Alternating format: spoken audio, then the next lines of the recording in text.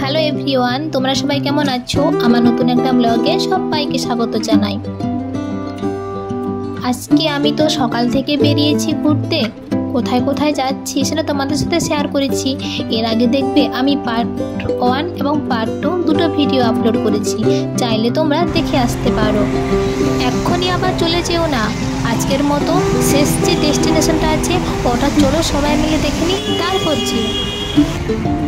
আর ওই যে দূরে দেখতে পাচ্ছ একটা উঁচু বিল্ডিং, এটা হচ্ছে কলকাতার সবচেয়ে উঁচু বিল্ডিং, যেটা দ্য 42 বিল্ডিং নামে পরিচিত। আর পাশেই দেখো হালকা হালকাভাবে রেনবো দেখা যাচ্ছে। আমি অনেকদিন পর দেখলাম, তাই তোমাদের সাথেও শেয়ার করলাম। আমার তো খুব ভালো লেগেছে। আর এরপর ঢুকে পড়লাম মোস্ট ইম্পর্টেন্ট জায়গায়, যেটার জন্য এতক্ষণ ধরে অপেক্ষা করা, সেটা হলো ভিক্টোরিয়া। কলকাতার ভিক্টোরিয়া দেখতে পাচ্ছ, বাগানটা কি সুন্দরভাবে তৈরি করা। আর এই ভিক্টোরিয়ার যে সৌন্দর্য, সেখান থেকে চোখ ফেরানোই যায় না। এই যে দেখতে পাচ্ছ একটা সরোবর, এটা কিন্তু অনেকটাই বড় আছে। আজকে যেহেতু বৃষ্টি পড়ছে, তাই সব দিকে যাওয়া যাচ্ছে না। অন্য একটা দিন হলে ভালো হতো, কিন্তু কি করব, আজকে এরকম হলো। এরপর আস্তে আস্তে যাচ্ছি ভিক্টোরিয়ার ভেতর দিকে।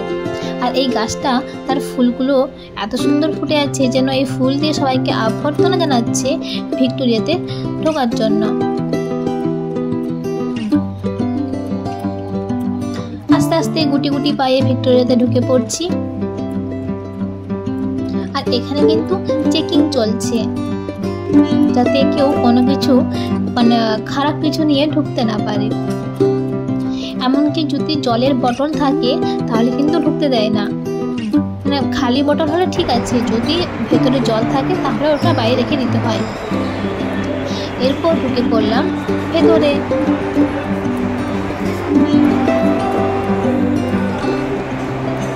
আমরা কম বেশি সবাই জানি, একসময় ভারতবর্ষে ব্রিটিশরা রাজত্ব করেছিল, আর ওই সময়ে রানী ভিক্টোরিয়া রাজত্ব করেছিল।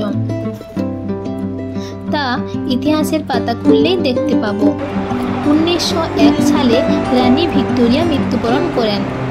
তখন বড়লাট ছিলেন লর্ড কার্জন। ওনার উদ্যোগেই এই বিশাল স্মৃতিসৌধ তৈরি করা হয়েছে। তিনি চেয়েছিলেন এমন একটা স্থাপত্য এই শহরে নির্মাণ করতে, যার সৌন্দর্য ও উজ্জ্বলতায় সবাইকে হার মানাবে। আর এই যে তোমার দেখতে পাচ্ছ দূরে একটা বড় পেন্টিং, এর সাহায্যে দেখা যাচ্ছে যে তখনের মানুষের জীবনযাত্রা এবং তারা কীভাবে যাতায়াত করত। আর এখানকার প্রত্যেকটা চিত্রের মাধ্যমে তখনকার সময়ের বিভিন্ন বিষয়গুলো ফুটিয়ে তুলছে।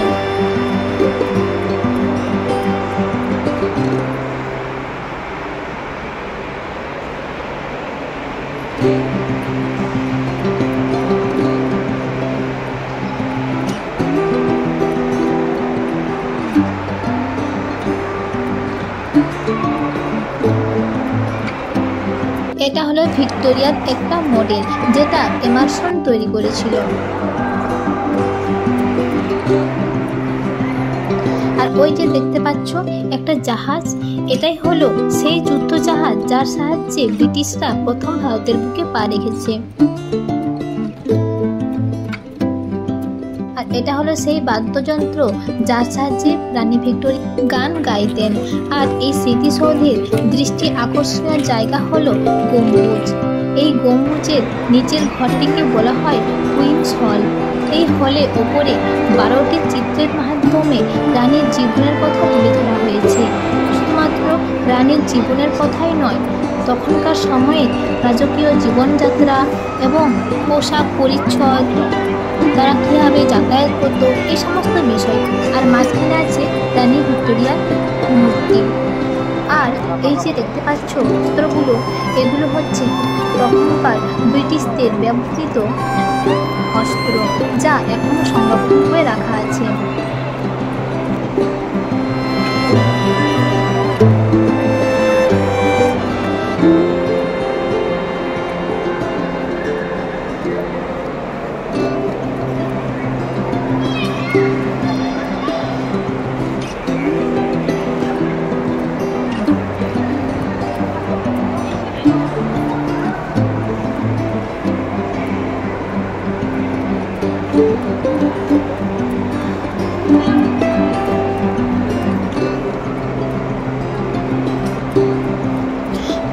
যে সমস্ত যুদ্ধগুলো হয়েছিল সেই সমস্ত বিষয়গুলো এখানে সংরক্ষণ করা আছে। এটা হলো পলাশির যুদ্ধের প্রতিরূপ। এছাড়াও আরও অন্যান্য যুদ্ধের বিষয়ে এখানে কথাগুলো সংরক্ষণ করে রাখা আছে।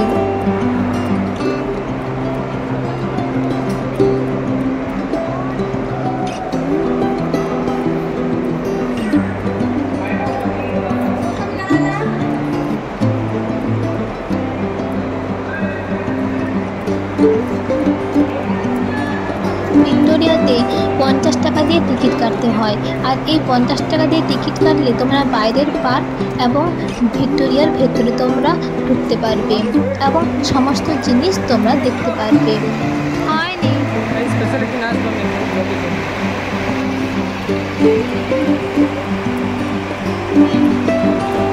আর তোমরা যেখান থেকে আসো না কেন ভিক্টোরিয়াতে সমস্ত বাসগুলোই আসে।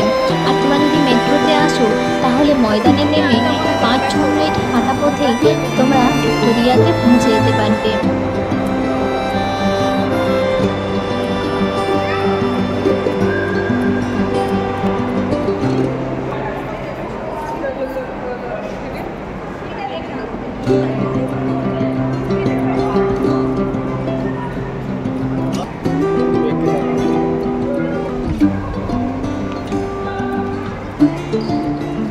আর এ পাশটাতে আছে ভারতীয় স্বাধীনতা সংগ্রামীদের চিত্র এবং তাদের জীবন কাহিনী।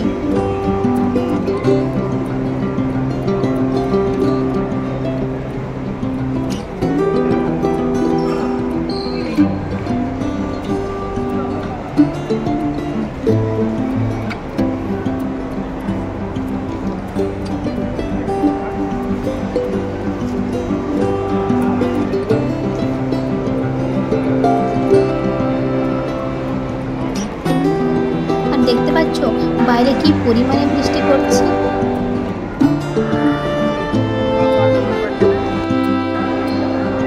আর তোমরা যে এই চিত্রগুলো দেখতে পাচ্ছ এগুলো কিন্তু সুতির কাপড়ে প্রিন্ট করা আছে।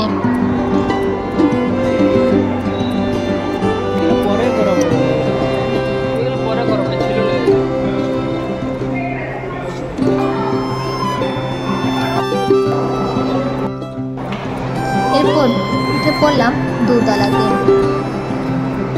আর এই যে দরজাটা দেখতে পাচ্ছ এই দরজাটিতে যে সাপগুলো আছে প্রিন্ট করা আছে। এখানে ভারতীয় স্বাধীনতা সংগ্রামীদের প্রেজেন্টেশন চলছে, যা মনিটরের মাধ্যমে তুলে ধরা হয়েছে। এই প্রেজেন্টেশনগুলো শুনলে শরীরের লোম খাড়া হয়ে যাবে। আর দেখো ওনারা এতটা কষ্ট করে আমাদের ভারতবর্ষকে স্বাধীন করেছে, আর এই স্বাধীন ভারতবর্ষের মধ্যে মেয়েরা যেন পরাধীন হয়ে আছে। তাদের নিজের ইচ্ছে মতো কোথাও যেতে পারবে না, কোনো কিছু করতে পারবে না, এমনকি পড়াশুনো বা চাকরির ক্ষেত্রেও তাদেরকে জীবন সংকটের মধ্যে চলতে হয়। তাহলে কোথায় গেল সেই স্বাধীনতা যে ওনারা স্বাধীন করে দিয়ে গেছে, তা সত্ত্বেও স্বাধীন ভারতেও যেন পরাধীনভাবে চলছে। জানি না কবে সব ঠিক হবে। স্বাধীন ভারতবর্ষে কি সত্যি সব কিছু স্বাধীন হবে? মেয়েরা স্বাধীনতা পাবে, তাদের সমস্ত কিছু বিচার পাবে, অন্যায়ের শাস্তি পাবে, পাবে, জাস্টিস পাবে? জানি না, দেখা যাক শেষ পর্যন্ত কি হয়, সেটার অপেক্ষায় বসে থাকা।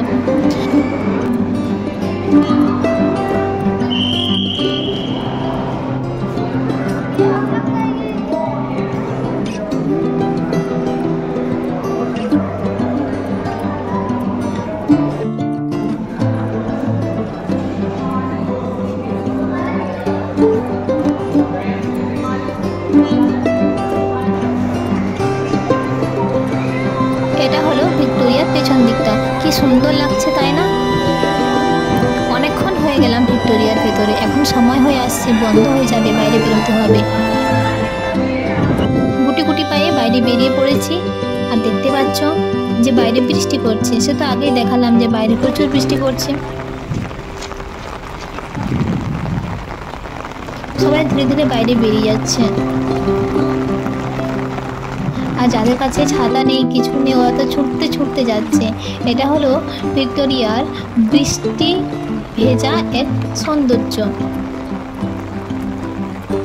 বৃষ্টি ভেজা নয়, বৃষ্টির মধ্যে ভিক্টোরিয়ার সৌন্দর্য। আমিও ধীরে ধীরে ফেরার পথ ধরি। আজকে তাহলে এই পর্যন্ত, দেখা হবে পরের একটা ব্লগে। ততক্ষণ তোমরা সুস্থ থেকো, ভালো থেকো আর সবাইকে ভালো রাখো। টাটা।